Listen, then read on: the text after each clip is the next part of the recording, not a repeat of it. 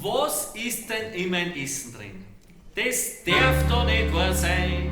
Das gehört wirklich nicht da rein. Na, wer tut denn sowas sein? Was heutzutage alles aufgetischt wird, das kennt's von uns jetzt fern. Dass wir zu der Jausen alle jetzt ganz hungrig werden. Zum Frühstück gibt's a Bio-Boden oder Freilandei. Ob das Hähner Fisch und Knick hat, das ist nicht ganz einwandfrei.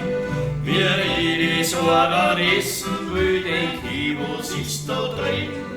Vielleicht a Salmonelle Oder dort ist Dioxin. Da passt der Scheiben schon mein Schenken auch ganz gut dazu. Was da alles jetzt andraht haben, das lässt mir gar keine Ruhe.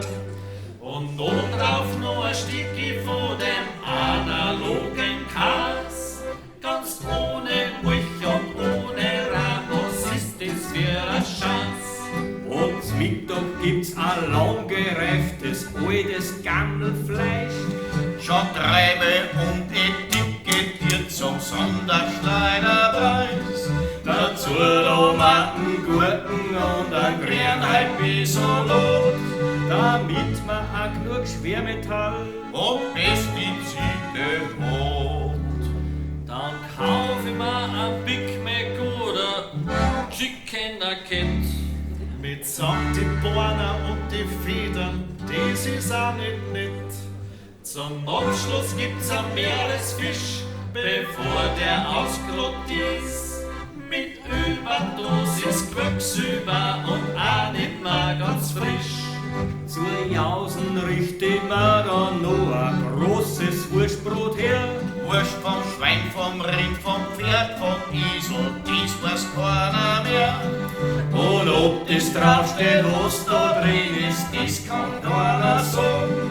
Da musst mit DNA das schon. Bei einem Labor noch Frau.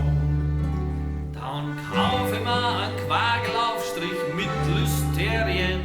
Zum Garnieren da nehm ich Sprossen mit Ehekeimen drin. Das Freihandelsabkommen, das ist jetzt der letzte Schmäh. Warum fordert die Chlorhändler ganz frisch aus Übersee? Und was wir so nicht produzieren, das importieren wir eh.